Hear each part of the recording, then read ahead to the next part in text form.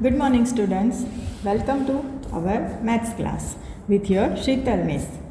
So, today we will start chapter number 7, Congruence of Triangles. What is the chapter?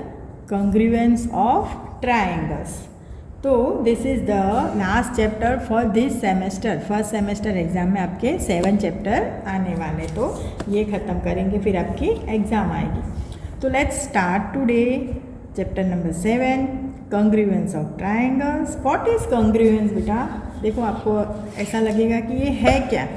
तो congruence मतलब एक जैसा. कोई भी दो चीज़ एक जैसी होती है तो उसको बोलते हैं कि वो दोनों कॉन्ग्रुएंस है. इजी है ना. तो देखो जैसे ये दो फोटो दिखाएं तो दिस 2 फोटोज़ आर कॉन्ग्रुएंस. नीचे भी यहाँ पे ये 2 ब्लेड्स कॉन्ग्रुएंस है ना. ये सारे बिस्किट, ये बुक, फिर ये toy, these all are examples of congruence. So यहाँ पे भी फिगर्स दी है, कॉन्ग्रुएंस ऑफ प्लेन फिगर्स. कोई भी 2 फिगर एक जैसी है तो दे आर कॉन्ग्रुएंस. फिर नीचे टॉपिक है कॉन्ग्रुएंस अमंग लाइन सेगमेंट्स. देखो मैथ्स की बात करें तो कॉन्ग्रुएंस अमंग लाइन सेगमेंट्स, तो 2 लाइन सेगमेंट्स कॉन्ग्रुएंस है, ऐसा हम कब बोल सकते हैं? तो लाइन सेगमेंट के पास क्या होता है? लाइन सेगमेंट के पास होती है लेंथ. मानो ये 4 सेंटीमीटर लंबा लाइन सेगमेंट ए बी है. ये वाला पॉइंट ए है और ये वाला लास्ट एंडिंग पॉइंट बी है. तो ये अगर हम मेज़र करते हैं तो 4 सेंटीमीटर है. तो अगर मेरे पास ऐसा दूसरा लाइन सेगमेंट है जिसका नाम है सी डी, एंडिंग पॉइंट पे दोनों पॉइंट लिख दिए सी डी, और इसका भी मेज़रमेंट है 4 सेंटीमीटर, इसकी लेंथ है 4 centimetre, then this both line segments are congruent. क्या बोलेंगे? This both line segment are congruent. मतलब लाइन सेगमेंट अगर कॉन्ग्रुएंट है कि नहीं वो कैसे पता चलता है? उसकी लेंथ से. लेंथ सेम है तो कॉन्ग्रुएंट, लेंथ अलग अलग है तो नॉट कॉन्ग्रुएंट. देखो नीचे ये वाले पेज पे यहाँ पे नीचे क्या दिया है? If 2 line segments have the same, that is equal length, they are congruent. Also, if 2 line segments are congruent, they have the same length. बराबर. कोई बोले कि ये दोनों लाइन सेगमेंट कॉन्ग्रुएंट है, इसका मतलब हुआ कि दोनों की लेंथ सेम है. बराबर. इस तरह से दोनों तरीके से बोला उसने. नाउ नेक्स्ट है कॉन्ग्रुएंस ऑफ एंगल्स. अब 2 एंगल्स कॉन्ग्रुएंस है, ऐसा कब बोल सकते हैं? तो दे हैव कॉन्ग्रुएंसी. मतलब अगर 2 एंगल का मेज़रमेंट मानो ये 40 डिग्री है और ऐसा बड़ा वाला इस तरह से कुछ बताया है और वो भी 40 डिग्री है, तो this both angles are congruent. पता चला बेटा? तो मानो ये है BC और दिस इज XYZ. तो angle ABC is congruent to angle XYZ. तो इस तरह से एंगल्स में क्या देखा जाता है? उसकी डिग्री, कितनी मेज़र का कितनी डिग्री का वो एंगल है वही देखा जाता है. इसकी ये आर्म्स की लेंथ नहीं देखी जाती है. ये बड़ी छोटी वो तो आगे जाने ही वाली. यहाँ तो एरो ही होता है ना एंगल्स में, तो वो तो आगे जाने वाली. बस एंगल का मेज़रमेंट देखा जाता है. तो यहाँ उसके लिए यहाँ नीचे लास्ट लाइन दी है. If 2 angles have the same measure they are congruent. Measure मतलब ये डिग्री मेज़र.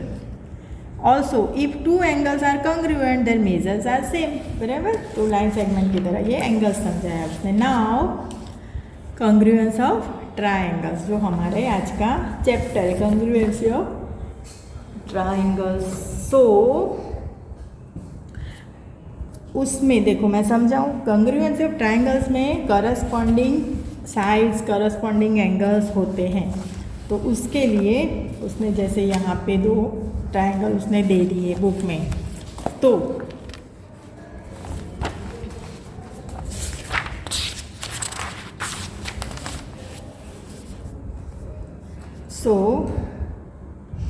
यहाँ पे जो 2 ट्रायंगल दिए हैं ABC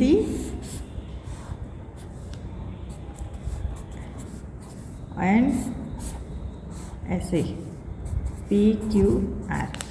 तो corresponding vertices, corresponding sides and corresponding angles. तो देखो हम साइड और एंगल की बात करें तो ये AB के जितनी PQ होगी मतलब करस्पॉन्डिंग होगा. तो उसको कैसे लिखते हैं पता है? AB corresponding P Q. फिर बी सी के जितनी, ये जो साइड्स है ना, बी सी के जितनी मतलब B C corresponding Q R और A C corresponding P R. तो इस तरह से करस्पॉन्डिंग ये इसके जितनी ये होगी, फिर इसके जितनी ये होगी और इसके जितनी ये होगी, ऐसा होगा तो फिर हम पी क्यू आर नहीं बोल सकते, उसको फिर उस तरह से अपने को नाम बोलना पड़ेगा। इसलिए ए बी सी और पी क्यू आर है, उसका मतलब इसके जितनी ही ये साइड है मेज़र करें तो ये होती है करस्पॉन्डेंसी। अब एंगल्स की बात करनी पड़ेगी, तो एंगल ए के जितना ही करस्पॉन्डिंग एंगल पी होगा, angle B corresponding angle Q and angle C corresponding angle R. तो this is called correspondence. So ये था आपका एक्सप्लेनेशन। अब मैं आपको शुरू करती हूँ एक्सरसाइज 7.1। देखो इतना समझ में आया ना, तो अभी आपको 7.1 आपको बहुत इजीली समझ में आ जाएगी। Sorry, exercise 7.1। So question 1 is complete the following statements, मतलब फिल इन द ब्लैंक्स है। तो 2 line segments are congruent if, अब 2 लाइन सेगमेंट कंग्रुएंट है ऐसा हम कब बोलते हैं, मैंने आपको बताया ना। तो आप लोग ये पूरी ब्लैंक लिख के आंसर में लिखना, if they have the same length अगर उनकी सेम है तो वो लाइन सेगमेंट कंग्रुएंट है। Second, among 2 congruent angles one has a measure of 70 degree, the measure of the other angle is कितना होगा, 70 डिग्री का होगा, है ना, तभी तो फिर वो कंग्रुएंट बनेंगे दोनों angles. See, when we write angle A is equal to angle B, we actually mean, अब angle A is equal to angle B बोला है, उसका मतलब क्या है कि दोनों का मेज़र उनकी डिग्री सेम है, तो ऐसे लिखो, which actually means measure angle A is equal to measure angle B, दोनों का मेजर सेम है ऐसा।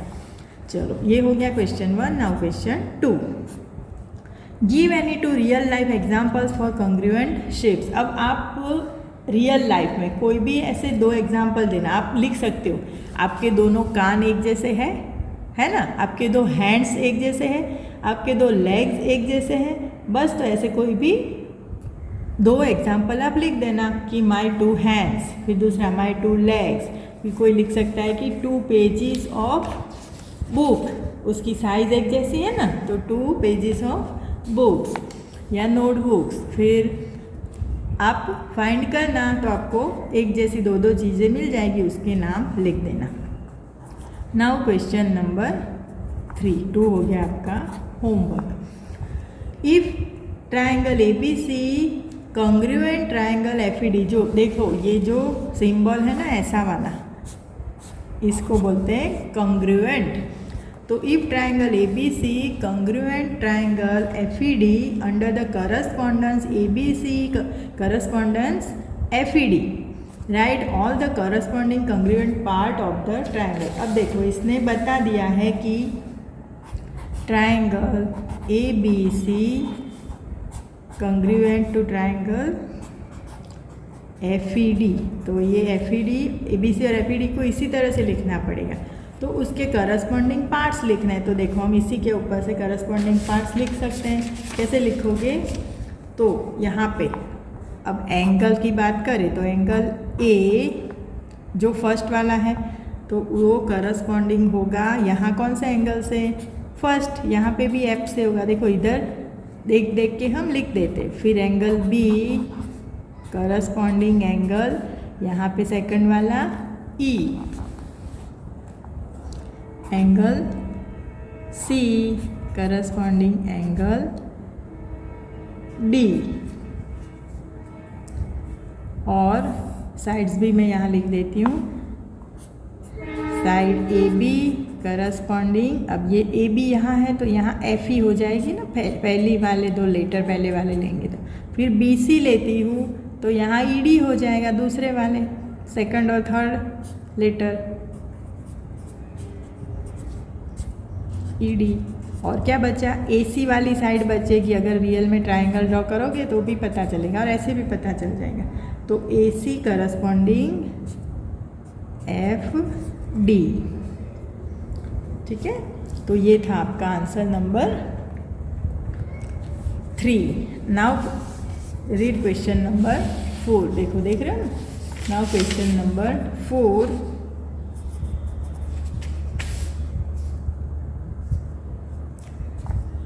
If triangle F E D, यहाँ पे कौन से दिए triangle F E D congruent triangle B C A, write the parts of B C A that correspond to. अब यहाँ पे हमने अपने आप से ये 6 पार्ट लिख दिए। अब यहाँ पे क्वेश्चन 4 ने उसने जो दिए बुक में उसके अकॉर्डिंग हमको लिखने। तो पहला वाला है एंगल ई, हमारा क्वेश्चन है। तो एंगल ई करस्पॉन्डिंग टू कौन सा होगा, बीच वाला एंगल ई है ना, तो यहाँ से ले लो बीच वाला एंगल सी। हो गया हमारा आंसर। सेकंड है क्या है ई एफ। अब ई एफ कहाँ है, ऐसे दिया है बराबर ई एफ। तो हम लेंगे